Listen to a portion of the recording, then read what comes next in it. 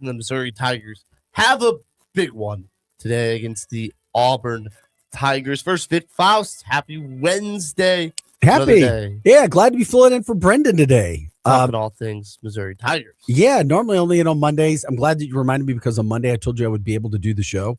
And I was driving back to my house when you texted me to remind me. So thank you. So thank you for making sure that I knew and not just assuming that I was going to be here. It's a good host right there. You are 100%. You are. You're wise beyond your young years. And there's a lot of those types of people around this place. So, yeah, big game tonight. Big because it's the next game on the schedule. It's a home game. And I'm at a point where I do believe Missouri's going to come out and just wax Auburn tonight. Before we get into the Tigers, I want to give a congratulations to Brendan and his wife. Healthy son, second son for Mr. and Mrs. Schaefer, and a healthy mother. Congrats. Yesterday. Congrats. So, Brendan's out for a little bit, enjoying the new son. But as you hinted at, I'm sure he'll be watching the Missouri Tigers today. They take on Auburn at 6 o'clock. It's a toss-up. The line is exactly even. I'd get in on that while you can. What is the line? Even. Are you what? Yep. I need to go get it on that line. Are you kidding me? What do they see that we don't? I don't think you're going to find any Mizzou fans that don't think Missouri's going to win that game tonight. I think so too. And Auburn came in, obviously. They've had a lot of turmoil. Bruce Pearl steps down right before the season starts. Stephen Pearl, the son of Bruce, takes over. And it's been a little rocky. They're 10-6. Now, here's where they're at. In SEC play, they lost 104-100 at Georgia. Then at home, they lost to Texas A&M by 2. But then at home, on Saturday, they beat Arkansas by 22 points. That was a big win for them. It was a big win. And they haven't been great on the road. They lost at a neutral site to Michigan by 30. They lost to Arizona by 19, and then lost at Purdue by 28 points. But they played some really good teams. Yeah, it's a team, I think, still trying to find its identity in Auburn. Buddy, I still like Missouri tonight, and it's crazy that I would say that. They're great at home. Because of how good they are at home. And of course, if they lose tomorrow, it'll be like, oh, great, we just picked them. Thanks, guys. I honestly believe Missouri's going to come out and play a top-notch game, and here's why. Because I don't see there's any way in heck how Anthony Robinson is going to play back-to-back games like he does. And I think it's becoming more clear. You're seeing who's consistently doing whatever they do for Missouri. But when Robinson has good games, and he did not have a good game the other night, they win. They win. Yeah. They do. He is becoming clearly the cog in the wheel for that team. And I, honest to God, think that team has shown me in 3 conference games that they're going to win. That they can't guarantee it, but there's no doubt in my mind that I feel they're going to win tonight. Missouri comes in at 54 in Ken Palm, the analytic ratings. Auburn comes in at number 30 in Ken Palm. So a chance for a quad 1 victory. Ken Palm has Auburn as the 9th best offense in the country. Also has them as the 89th best defense. So normally when Missouri plays teams that like to run, and Auburn does like to run, that fits the billing for Missouri. They come in with the 48th best offense and the 101st best defense. So a chance, hopefully, to get going a little bit offensively. I agree. And there is no way in heck, I promise you. It just seems like when there's issues on this team, like the next game, it seems like for the most part that they might correct themselves. What was the major issue in the last game? Free throws? Free throws, yes. There is no way in heck they're missing 12 free throws tonight. No. Not unless they shoot 60 of them. Yeah. And they go 48 well, of they 60. Shoot 60 and they go 48 of 60. I think we'd all be okay. We'd all that. be very happy with that. I do. I like them. I do. How have they not shown us in 3 games, in 3 SEC conference games, that they're solid? Solid for sure. They are solid. And I know Auburn's kind of a weird. I use the word weird because of the schedule they've played, the teams that they've also lost to. the craziness that you just brought up with the coaching situation. I wondered if Pearl did that on purpose. Oh, he definitely did. Which is He totally stepped a out. jackass move. Yeah, we've seen the older coaches that kind of can do whatever they want. He stepped down to his son, so Auburn didn't have time to find a new coach, and his son could take the job. Yeah, I believe in karma. I think it comes back on them too in some way. I do. Also, it comes back tonight. The other thing, when you look at the individual matchups, I do believe with this new lineup that Missouri has, they're tough to match up with. They are. And you're starting to get some consistent post play. You got guard playing like we talked about. Stone, who you talked about for weeks, has been so good that we don't even have to worry about Cruz shooting. If you get more from Cruz, that's just extra now. And I think I saw something that Cruz right now is like the fourth best shooter in the country, and he struggled. So if we could just get the uptick a little bit in Jacob Cruz's game, that's when I think things start to become dangerous for Missouri. Well, the crowd is Missouri, and even though students still aren't back, they still aren't back, but that Kentucky game was packed. Well, you're thinking of Florida. I mean, Florida. The Florida game was packed. And that gave me hope. It's like, okay, the students most of the students are coming back this weekend. Yeah. And it's just I just have a feeling it'll be a really good crowd again. I do. So on DraftKings, I was looking at just CBS Sports app. On DraftKings, they have Missouri as a +1.5 point underdog, -105 on the money line. Who has that? DraftKings. Okay, I'll get a load DraftKings. I'll take that. I'm taking it. I'm taking it all the way. Hey, I thought about you. I saw it yesterday. I'm trying to remember who it was. Missouri was listed already, even after the loss, as a last 4N team for the NCAA tournament right now. They had them in Oklahoma State hyphenated together in the Final Four, meaning the Final Four teams in. Yeah. And that's as of now. So I believe Lenardi just came out with his bracketology. Yes, he did.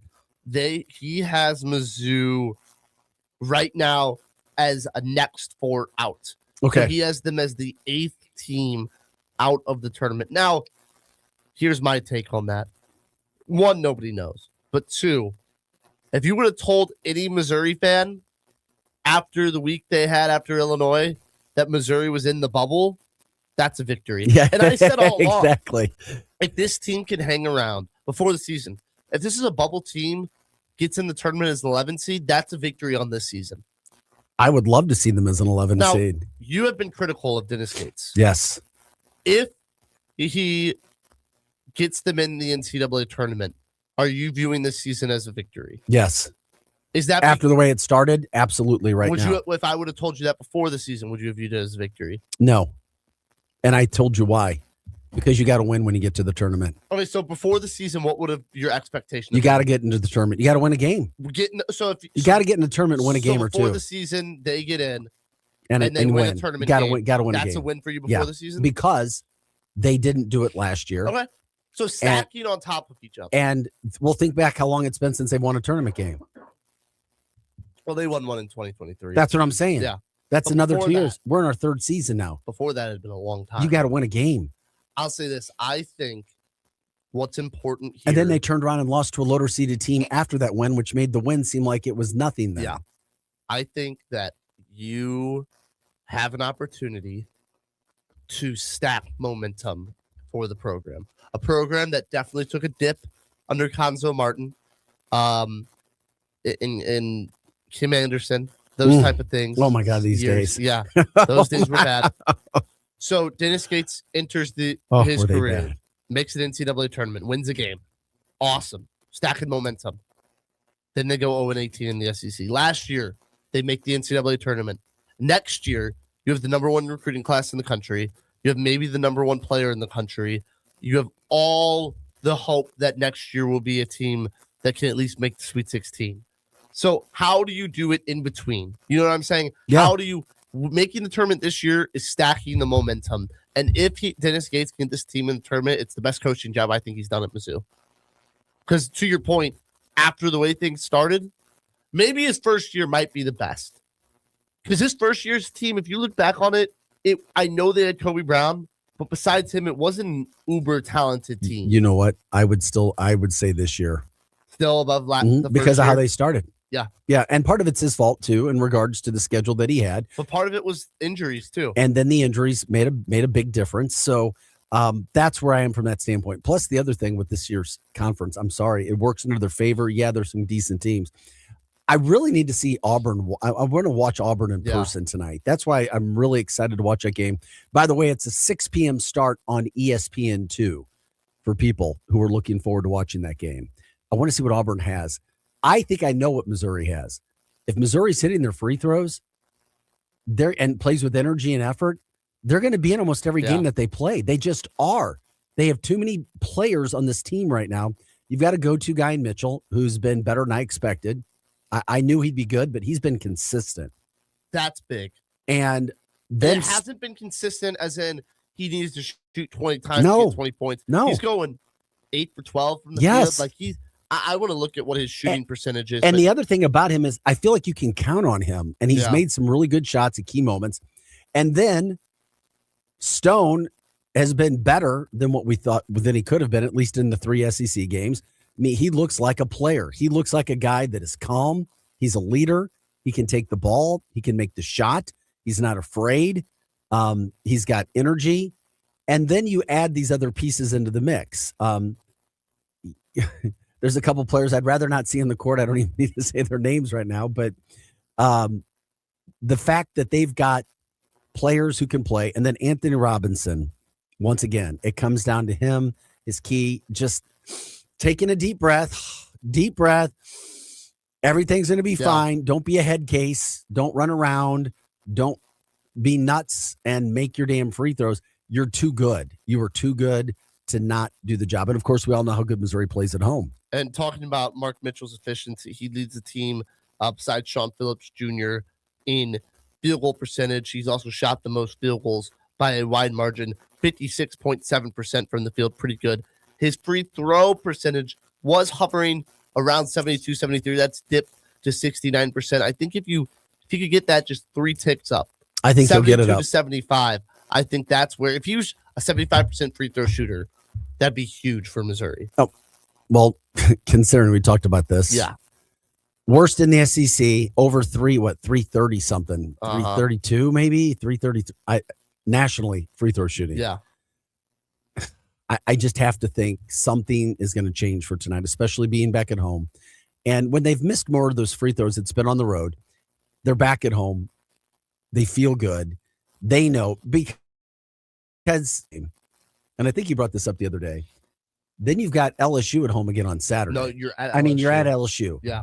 Before you come back home against Georgia. And then you're at home against Oklahoma. So, and just for context, LSU isn't great this year. They are ranked. Let me see what their rankings are in KenPom, but I know it's not. Well, the other thing about LSU, they're 42nd in KenPom, so above Mizzou. But I'm not totally bought into this LSU team. They're 12-4. They are yet to win in the SEC, and they play Kentucky tonight. So they host Kentucky. I think that's going to be an interesting game, too. I think Kentucky goes to LSU and beats them, by the way. I do, too. And then you come home against Georgia, who is 27th in KenPom, but you're at home, very winnable. And then you play maybe not the worst, but 59th ranked Oklahoma team that is definitely beatable. Okay, we break it down. Missouri against Florida was tied in the rebounding battle, which was a huge, huge deal. Then they did well against Kentucky, and I believe I think they lost the rebounding battle. I don't have those stats in front of me right now. To who? In their game when they just lost to Ole Miss. Let me look. And they lost the rebounding battle by 2 to Kentucky. They tied it against Florida with 37. Correct. And against Ole Miss, I also think they lost it. But I thought no, they won it by 1. Okay, it's been very tight. That's my point. If they continue to rebound right around the same as the other teams that they're playing, with the best field goal percentage in the SEC, that's the other thing about this. They have the best field goal percentage in the SEC. Your Missouri Tigers do, with the worst free throw shooting. I know it doesn't make sense, but it is that. So that's when I look at the rebounding. If you stick to around the same rebounding, you win the field goal percentage. If you bring up the free throws, you're going to win. People like us are going to cash in on the bets tonight. Yeah. You're going to be 3-1 in the conference, heading into the LSU game, which I think you'll be favored against. Heading into 3 winnable games. And then it's like, okay, the sky's the limit. All right, so question for you. Auburn, LSU, Georgia, Oklahoma.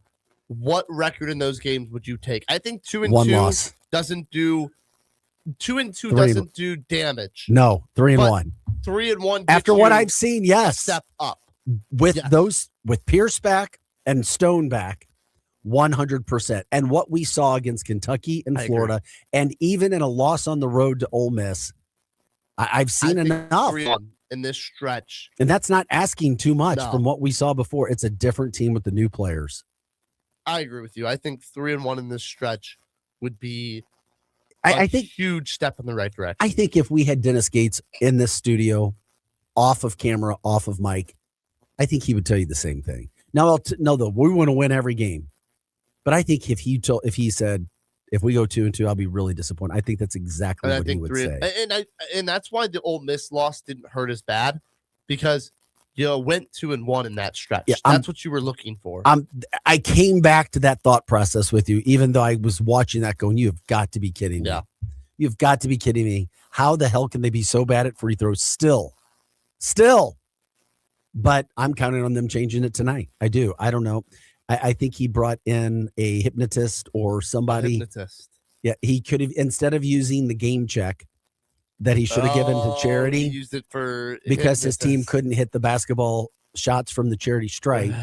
The only other thing that would have been advantageous for this team is if he paid for a super psychologist to come in and work with the guys over the last couple of days to make sure that they hit every single free throw, or being hypnotized into thinking that, yes, I am Steph Curry when I step to the free throw line.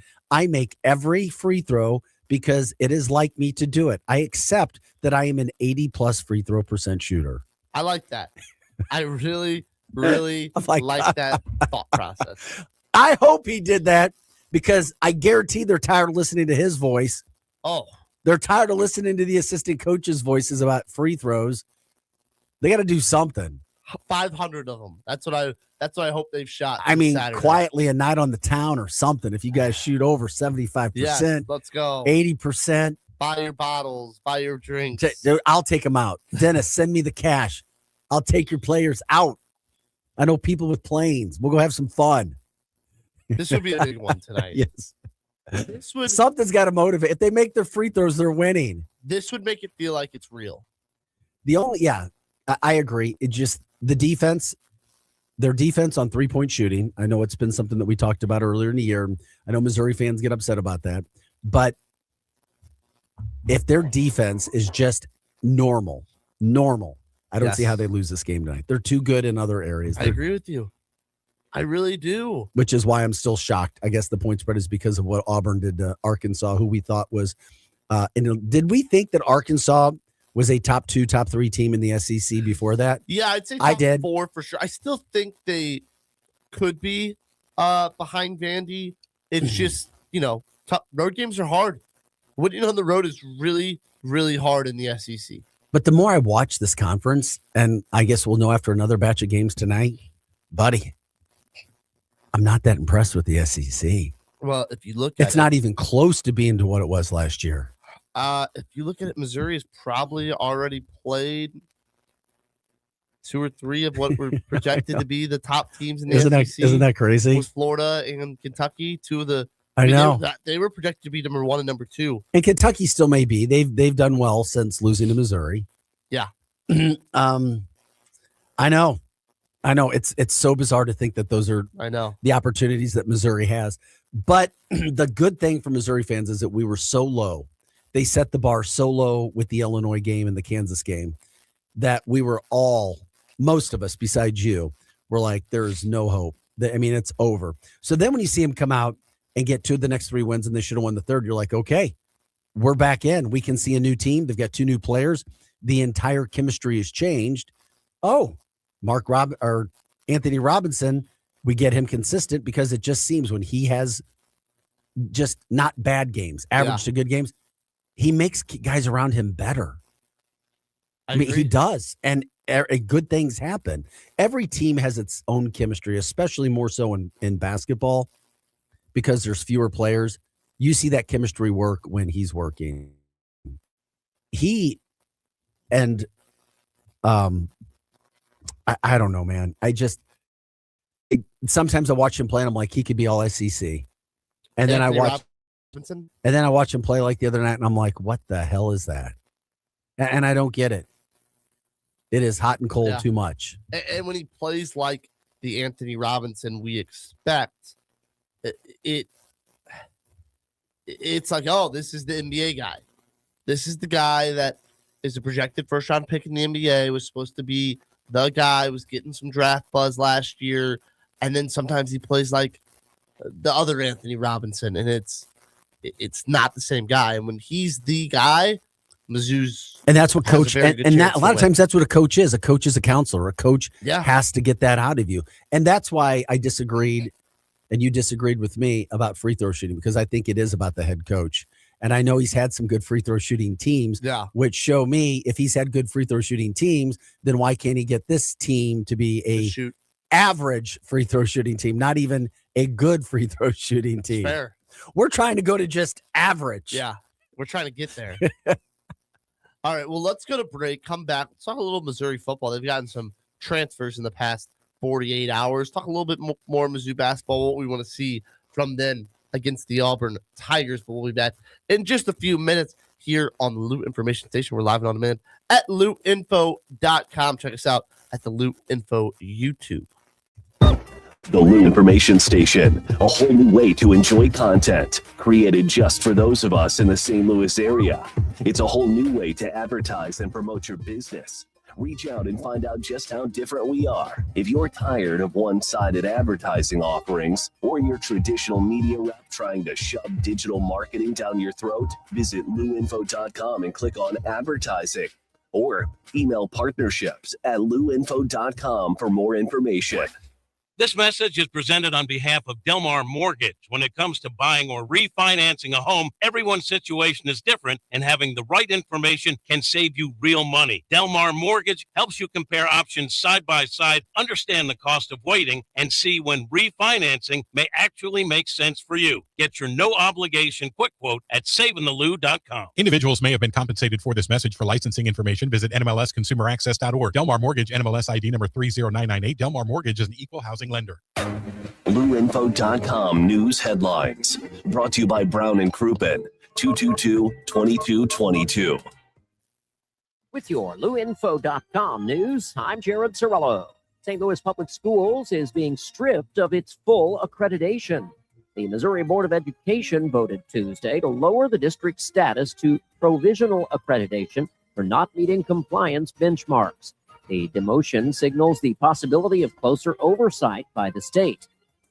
Crews from multiple departments were needed to put out a massive fire at a Metro East wastewater treatment plant Tuesday.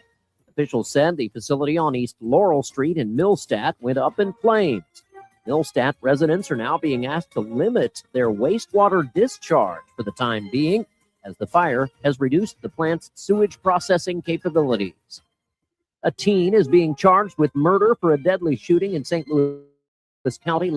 17-year-old Caden Thompson is accused of shooting a man and a pregnant woman after an argument inside a home on December 11th. We're streaming 24/7 at LouInfo.com and our free LouInfo app. I'm Jared Sorello. Now, LouInfo.com weather, presented by STL Sports Central. St. Louis sports, anytime, anywhere. Here's your LouInfo.com weather update. We'll be clearing up as we go through the day. We have colder air moving in behind that cold front. Temperatures dropping into the low 30s by later on today. And gusty wind up to 30 miles an hour. Clear and about 20 and breezy for the overnight hours. Sunny and not as windy on Thursday, mid-30s. I'm meteorologist Steve Hamilton for the Lou Information Station, streaming 24/7 at LouInfo.com and the free Lou Info app. Tune in each week as STL Sports Central, the Lou Information Station, and the Too Many Men on the Mic podcast present the Mid-States Club Hockey Association Game of the Week. Brought to you by Mattingly Lumber, Vantage Credit Union, Chicken and Pickle, and by the Watson Private Wealth Group at Stiefel. After a long day, nothing beats kicking back in a brand new hot tub from St. Louis Hot Tub Warehouse. These guys are the real deal. They've been around for over 38 years and got more than 4 reviews, and they've earned every single one of them. They sell premium, American-made hot tubs, USA, baby. And because they keep their overhead low, they pass the savings right on to you. You're getting better quality at a better price. And here's the best part. No hidden fees, no surprises, no, oh, by the way, charges. And if you find a comparable hot tub cheaper at a local dealer, they'll beat that price, guaranteed. That's right, best price guarantee, no one's beating them. Plus, when you buy from St. Louis Hot Tub Warehouse, you're buying from a company that's been here for decades, and they'll be here to service your tub for as long as you own it. Check them out at besthot-tub-prices.com. That's besthot-tub-prices.com. St. Louis Hot Tub Warehouse, highest quality, best price. The Earl Austin Experience with Earl Austin Jr. Saturday mornings from 9 to 11. Brought to you by Fast Track Auto Transport, St. Louis's go-to company for all your vehicle transport needs. Visit ftautotrans.com or call 636-677-9004. Introducing the Key STL Burger Bar and Boogie, your new home in the Grand Center Arts District. The Key STL is where the music plays, the game is always on, and the dance floor is open. The Burger Bar features the ultimate smash burger experience with premium pasture-raised local beef and a dozen house-made sauces to top it all off. It's the Key STL Burger Bar and Boogie, 3225 before, during, or after any game. This is the spot, St. Louis. Find out more at thekeystl.com. After a long day, nothing beats kicking back in a brand new hot tub from St. Louis Hot Tub Warehouse. These guys are the real deal. They've been around for over 38 years and got more than 400 5-star reviews, and they've earned every single one of them. They sell premium, American-made hot tubs, USA, baby. And because they keep their overhead low, they pass the savings right on to you. You're getting better quality at a better price. And here's the best part. No hidden fees, no surprises, no, oh, by the way, charges. And if you find a comparable hot tub cheaper at a local dealer, they'll beat that price, guaranteed. That's right, best price guarantee, no one's beating them. Plus, when you buy from St. Louis Hot Tub Warehouse, you're buying from a company that's been here for decades, and they'll be here to service your tub for as long as you own it. Check them out at besthot-tub-prices.com. That's besthot-tub-prices.com. St. Louis Hot Tub Warehouse, highest quality, best price. And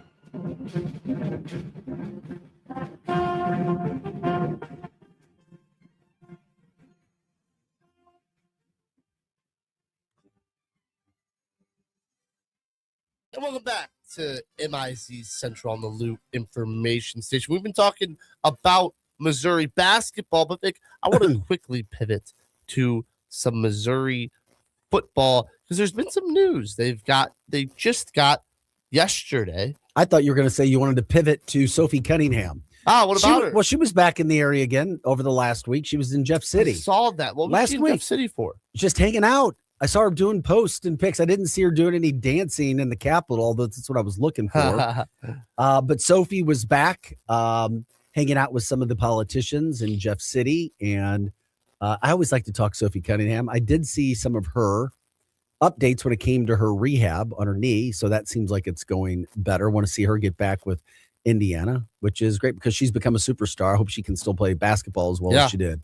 So Missouri just got a commitment from Elijah Dotson. He was a true freshman last year. He told 16 tackles, 2 pass breakups, 1 pick, played 12 games as a true freshman for Missouri. He's for Michigan. He's a safety. He was a top 100 recruit of that's what I want to know. 2025. Is he a safety or is he a corner? Because I saw another Mizzou source call him a corner. Now I know he could play both. Pardon me. I believe he is a corner, but he is a corner that I think can play both. So I wonder if that year counts against him or if yes, I think he will be a sophomore now because he appeared in 12 games. Okay, I gotcha. By the way, the good thing about this, and it's kind of This is a loaded answer for all of us as we talk back and forth. This is a really good pickup because, I'm going to tell you right now, because he was one of the, quote, last highest rated guys out there. So everything in life's about perspective. Coming into the portal, you may not be going, hey, I got to get Dotson on my team. But then you get to a point where, okay, we got what we got. And I was lukewarm on the picks that they had coming in on Monday during our other MIZ STL show because they're not rated as high as they've had over the past couple of years. Yeah. They're not. They're just not. It's like more teams have showed up to compete seriously in NIL, and a lot of schools saw how Missouri's had success, and they're jumping on board, getting more fully invested. There's no doubt Eli and his staff were ahead of the game when it came to NIL. Now you pick up this guy who looks like he's had some pretty good success playing for a Michigan defense this last year. They need him, and they were decimated. The secondary was decimated. And you're not only looking for guys that are start, and Missouri at times can be playing, 5 defensive backs in the game at a time. And then you're looking, okay, then we got to have depth. So you're looking, damn, we got to have a lot of DBs around here. Yeah. So that's where I've told, or at least I was told, he's a good player, one of the top guys that was left. Here's the other thing. It's kind of a different phase that's going on with the recruiting of the portal right now. You're not in that high stakes, high player, big name atmosphere anymore. Not for Mizzou this year. No. And for most of the guys are gone. Yeah. Your names are gone. That doesn't mean Missouri's going to be bad. I've said it from the get-go, replacing as many guys as they had on defense last year in what I call the best defense Missouri has ever had. I've been following this team very closely since 1990. You just don't replace that. You don't. Even in the age of NIL. And not unless you have Mark Cuban backing you, unless you have Phil Knight backing you. I mean, legitimately, unless you have West Texas oil money backing you, you just don't. You don't. And Missouri does not have that right now. So, at case in point, there's no doubt in my mind that Marvin Burks left because of money. 100% because of money. I don't know when it comes to Damon Wilson. I don't know. Initially, I thought, why would he want to leave when he loved it here? Maybe because he couldn't get the money he wanted, and one of these other schools are going to pay him top notch. So then I went back and I'm like, I think it was probably money because he had no issues, no problems at Missouri, nothing. He excelled here. Missouri gave him a chance too. Yeah. So it's money. So now Missouri's into the, you may pick up some guys now. May they become household names for Missouri next year? No, but you've got to have guys playing every role, and you got to have depth because we saw one of the keys for Missouri's success on defense was also depth. Yeah, and that's what Mizzou's trying to get in. Right now they have 17 commits in. And I don't really know how the rankings go for the transfer portal, but 2 4-stars and 12 3-stars, and then I guess 3 unranked players are less than 3 stars. That's good for 24th in the transfer portal rankings as of now, which is fine. But you know what? Here's the thing. I do look at the stars too, but now we know the stars from where you were in high school mean absolutely nothing. No. And all we have to do is look to Kurt Signetti on that. Even on his team, and after 2 years of transfer portal, he's got maybe 7 or 8 kids that were 4 stars. That's it. Not 1-5. And they're the best team in America, about ready to win a national title. But he had more guys on his team with 4 years of playing experience. And that's the key. That's the whole key with Indiana. More guys on Indiana with playing experience that came in from other schools. That's the one big difference. Yeah, I agree with you. Some other things that have happened since we last talked. Mizzou got a third quarterback, Nick Evers. Per his Instagram, he's been a reserve at UConn, Wisconsin, Oklahoma. He has 1 year left of eligibility. Really a veteran guy to probably be QB3. Basically, maybe. I'm not calling QB3 yet. A guy that will and be I'll tell you why when quarterback it's my in the turn. room. But if what the assumption is that Simmons is the starter, Zollers is the backup, Evers is a guy that break glass in case of emergency. Hopefully you could throw in, could be serviceable enough if needed. Why are you not willing to call him QB3? Buddy, here's why. You got a guy coming in. He only has 1 year left. 1 year. Yeah. And he's been playing. He's had a lot of experience. Why do you think he would come here to Missouri for his final year when he knows he's not going to be the starter? A little bit of money? Tiny bit of money. Tiny bit. Here's why. He's the backup plan. Matt Zollers, I'm telling you right now, you want Evers to beat you out. And here's why.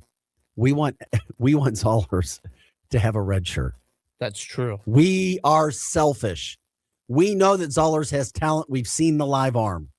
We want him to have a true red shirt year. That's what Vic wants. I think that's what you want. Let's just make Austin Simmons healthy. Evers comes in, and he is a guy with experience. He is a guy that's faced a lot more game action. It may not. You're around for 4 years. He's played one game in Oklahoma. He attempted one pass.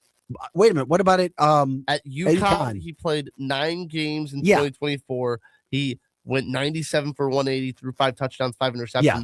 Last year, though, at UConn, 3 games, but only attempted 15 passes. He was hurt. Touchdown. No, I thought he was hurt. Backup. No, okay. I thought he was hurt. Came in blowouts.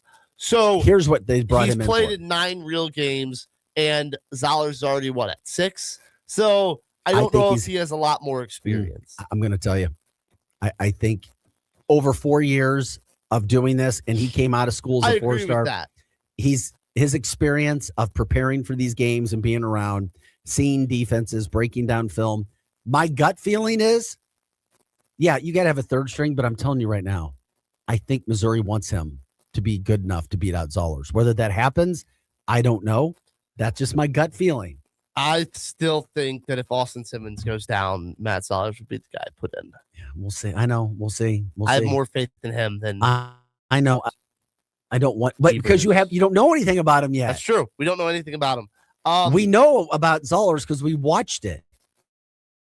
The big was addition by not subtracting. Caden Green is staying yes, that was a huge. Missouri Tiger. He's not declaring for the NFL draft. And I guarantee they paid him a lot of money. They paid him a handsome sum. Those tackles were getting close to $1 million, top tackles. Yeah. And they had to absolutely have him. And the thing is, if he continues on the trajectory, he was maybe a borderline first-round pick. He could be a Armand Minbu type pick. Do they keep him at tackle? That's the other thing. That will be interesting. I'll be interested in that if there's any more moves, what they decide to do. But that's a big piece on your O-line to keep. I know this is going to sound crazy, and since you're a big hypothetical guy, how about this for a hypothetical?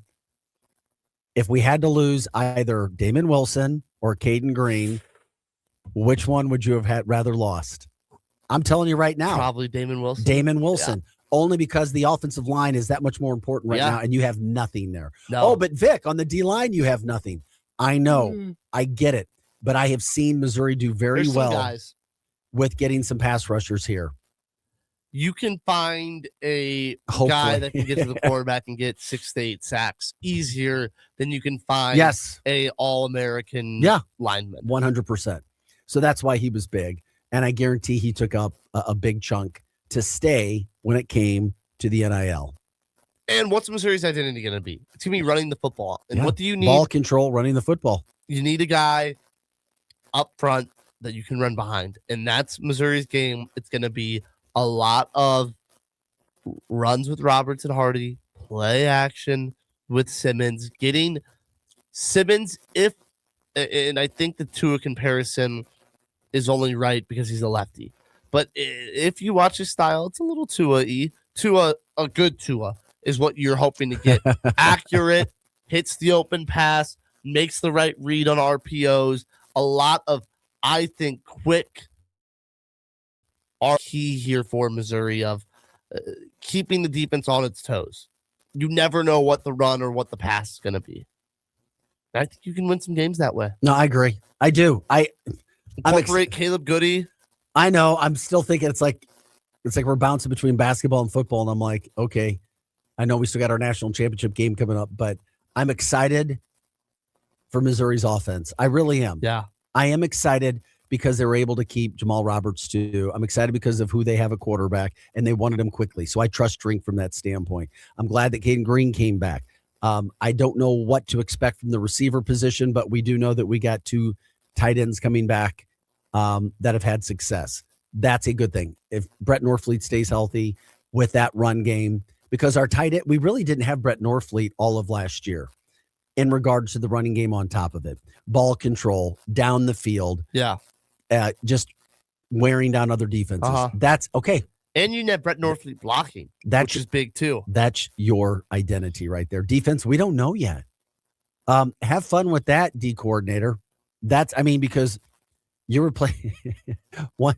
You got Santana Banner, one. Who else? That's it. He was the only returning starter. It's going to be interesting. It's going to be fun. That's it's going to be fun to learn. Now, I know Woodyard is a top-notch player. And so even though he wasn't starting on this team, he's still a starter from the SEC. Buddy, I don't know inside of that. I mean, really? Yeah. What the heck? It's crazy. It's insane. If we were to move on from Missouri, let's talk about Monday, the national championship. I would love game. to. I got a couple notes on that game. Miami now with 8.5 point underdogs to Indiana. Hoosiers. How do you feel about that one on Monday? I would take Indiana. Yeah. If I was forced to bet that game, -8.5. Yeah, and here's why. I learned my lesson. Because I took Oregon. I took Oregon at 3.5 points. I bought it. I was like, well, I'm glad this bet is over on the first play of the game. Pick 6 coming back in a sea of red. Yeah. The credit goes to the Indiana fan base. I know it's new. I mean, there might have been 200 Oregon fans at the Georgia Dome. There were 65,000 Indiana fans. And I've never seen anything in a bowl game like that. IU fans, and I know there's a contingent of you in the St. Louis area. Congrats. Enjoy it. You guys picked the best coach. You guys have the best team. And now you may have the best record and the best year in college football in a long time. Do you know where Kurt Signetti's from? Town-wise, you mean, or what? Yeah, like what city he's from.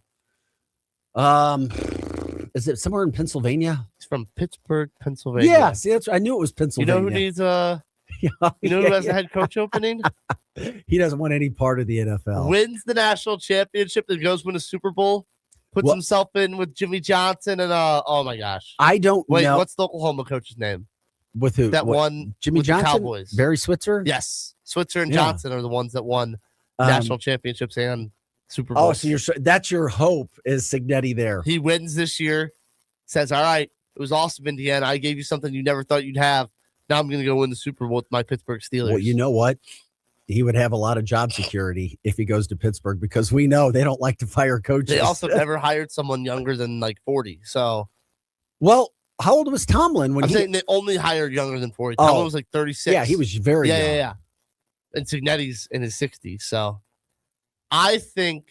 Oh, dude, you're like really stretching, but I know it's not going to happen. It's just, I think something that's interesting in this game is at Miami. It is where Miami, for the first time ever, plays their home games. It's never happened before in college football history. Indiana's going to get their tickets. Don't they will get their tickets. They're going to get their but tickets. It will be closer to 50-50. It will be 50-50. It won't be. If Indiana can make it 50-50, that's a big deal. Because I don't know if they can even get it 50-50. I don't know if Miami wins. I think they cover, Vic. Okay. I think we're going to have a good game. I'm not getting burned again. I think it could be a sneaky. I will wager, and I'm taking Indiana -8.5. I think it'll be a sneaky shootout. I can see that happening. That both teams, like I know both teams have good defenses, but Indiana's secondary, if there's a weak spot, it's the secondary. And when you have Malachi Toney, a.k.a. Baby Jesus, running down the field, his self-proclaimed nickname, and then Fernando Mendoza is unreal, and both teams really good defenses. So it should Malachi be Toney certainly walks on water. That's for sure. He is at that game we watched him play in, he's unbelievable. He might be the best freshman receiver. We saw Jeremiah Smith. He's one of the best in the last 20 years. He and Jeremiah, and Ryan Williams. Jeez, who kind of fell off. I fell off this year. Yeah, Jeremiah had a really nice year, but I also heard some draft scouts talking about Jeremiah. Not to get too off here, I know this is kind of X and O and Yeah. But that he has difficulties running routes that aren't straight goes. Something to look at for the NFL draft when it comes up. He's also good enough where it doesn't matter. It may not be. Here's the other thing about the game Monday night. People, what do you think about this? This will also be by far the highest price ticket for a national championship game. Right now, the cheapest tickets, or I can't say cheapest, but the average ticket to get in and actually have a seat. It's like 3,000. No. Up. 4. Up. 5. Between $5,500 and $6,500 for one ticket. Gosh. And that's where it is right now, because you have a fan base from Indiana that is absolutely insane right now. Yeah. We may never get to do this again. We haven't had this. We were the worst winning percentage college football team of all time. We're going to be there. We're doing what it takes. Then you have the home team, Miami, going, oh, really? We're going to get these tickets. That's not the only thing, buddy. That's insane. For the standing room only tickets, $3,500 just to get you into the stadium for $3,500. I'm opening Ticketmaster now. Yeah, $3,094 for a ticket. That's for standing room. Yeah, and then no, this has a seat. Oh, okay. Because where? On where? Section 320. Okay, because I pulled it up today on our show, and I had it at $3,500. Oh, but what's the fees? Yeah, I haven't.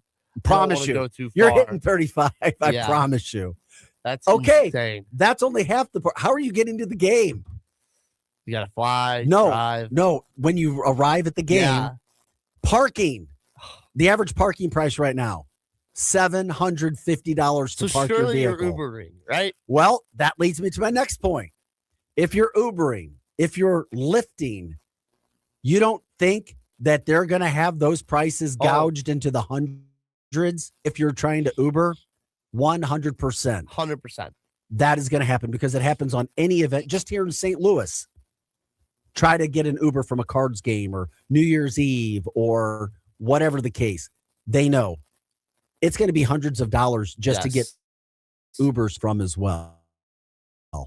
Like, to be unbelievable. So, and the ratings for that game Monday night will be off the charts. Oh, it may be the largest game rating even on a Monday night for an and it's played on a freaking Monday night that we've scared of the NFL that we've had forever. I agree. They should play it on Friday night. That's my I wish opinion. they did. You know what? If they did, when they played Alabama over the break, that was a Friday, wasn't it?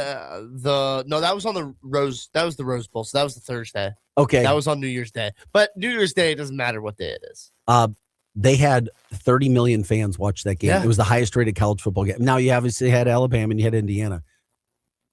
We're going to see what they get for that national championship. It's going to be unbelievable. It's going to be unbelievable. And just 3 years ago, Indiana was a nothing. Nothing. And Signetti. And nobody even respected them last year when after getting beat by Notre Dame. We all thought they were frauds. It's a fraud. Yeah. Okay. 1 minute left.